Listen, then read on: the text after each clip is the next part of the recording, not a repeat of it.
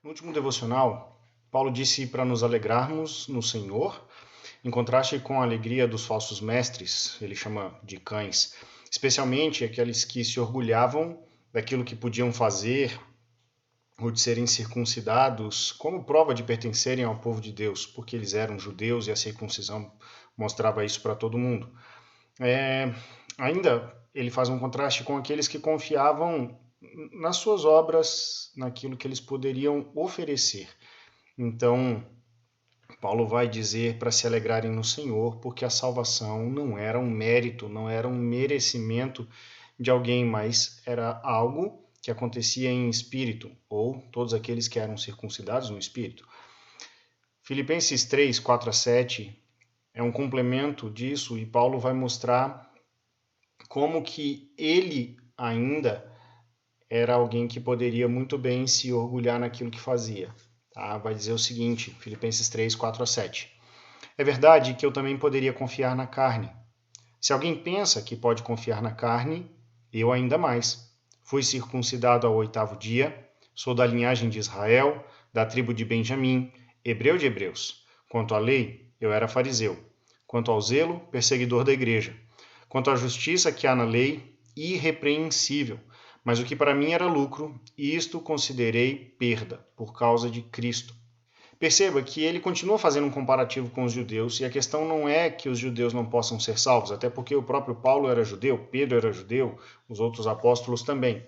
Mas ele vai mostrar que, se fosse por ser um judeu seguidor da lei, ele estava bem na frente dos outros. Né? Se tivesse uma fila, uma escada, né, um pódio, digamos assim, Paulo ocuparia sempre os primeiros lugares, porque ele era circuncidado ao 8º dia, ou seja, ele era um judeu de nascimento, ele tinha a circuncisão para provar que ele fazia parte da aliança, da promessa, ele cumpriu esse voto, na verdade os pais dele cumpriram nele, né? Um judeu raiz mesmo.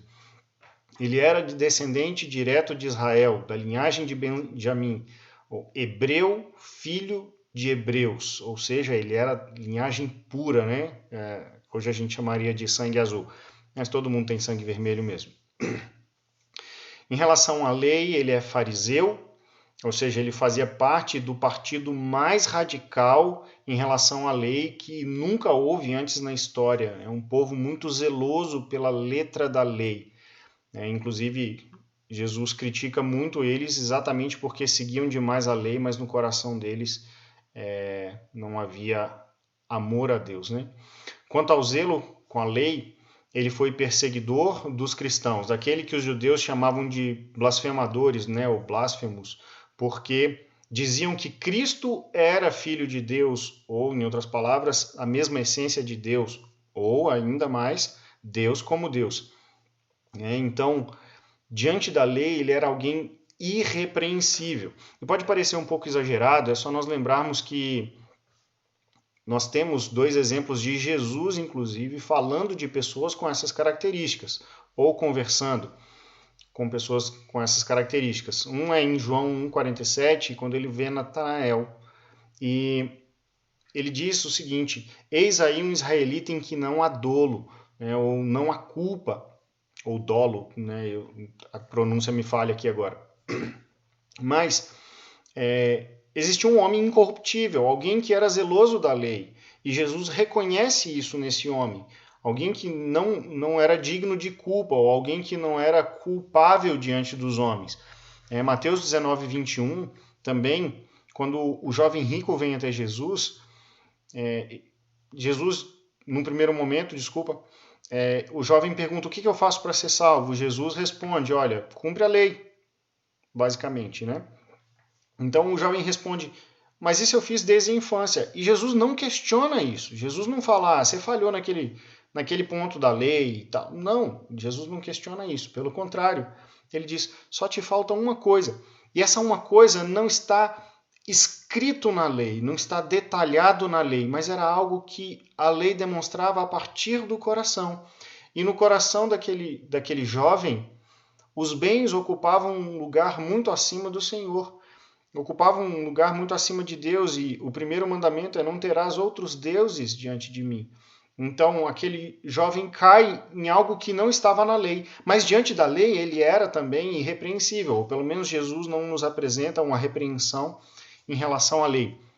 E apesar de alcançável esse padrão religioso, esse padrão humanamente visível, ele de nada serve para a salvação, pois Deus ele não se deixa comprar pela religiosidade nem pela perfeição miserável, né, que os nossos olhos podem contemplar, mas que estão longe do coração. Nós não temos visão de raio-x, nós não sondamos os corações como Deus sonda. Então, Paulo ele reconhece isso, de que tudo aquilo que ele tinha, tudo aquilo que ele fazia, né, tudo aquilo que a sua posição diante dos israelitas, diante dos judeus representava, aquilo não valia de nada. Muito pelo contrário, né?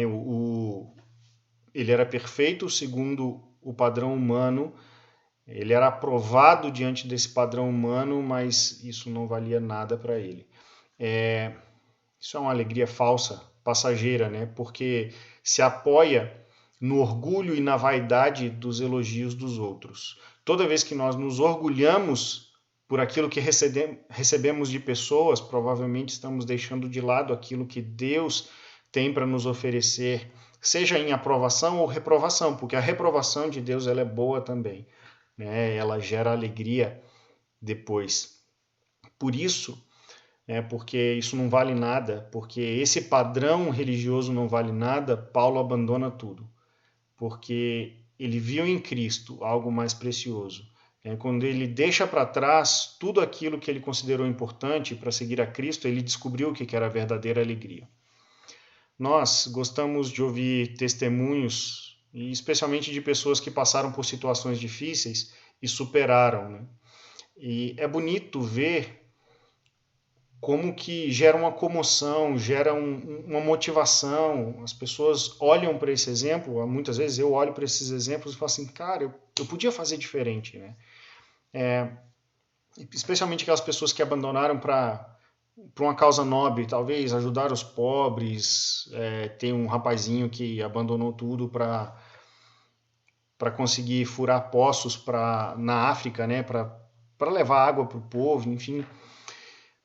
E é exatamente isso que Paulo está fazendo. Ele está dando o seu testemunho, o testemunho de vitória, exatamente, de que ele tinha tudo o que um judeu poderia desejar do ponto de vista do relacionamento com Deus, na perspectiva judaica, na perspectiva da lei, na perspectiva da religiosidade.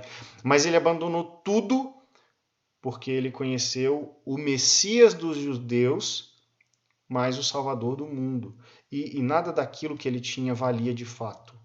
E aquilo que ele conquista, o fato dele conhecer a Cristo, se transforma nele verdadeira felicidade. Ele não se apoia mais na carne. Ele não se apoia naquilo que o seu corpo pode realizar, naquilo que as pessoas podem ver, mas ele se alegra no Espírito, porque ele é circuncidado no Espírito, como vai dizer o versículo 3.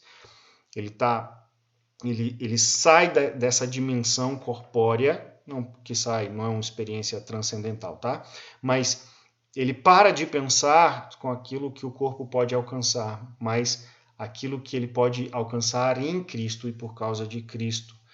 Se fosse por qualificações, Paulo era o primeiro da fila, mas ele deixou um lugar de destaque entre os homens para estar com Deus e com seu Filho, Jesus Cristo.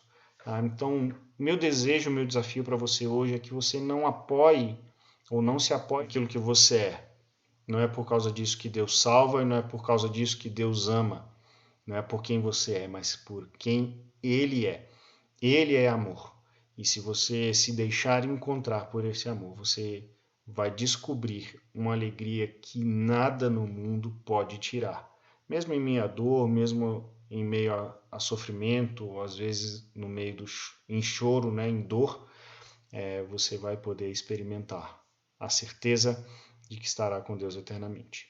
Um grande abraço, que Deus te abençoe.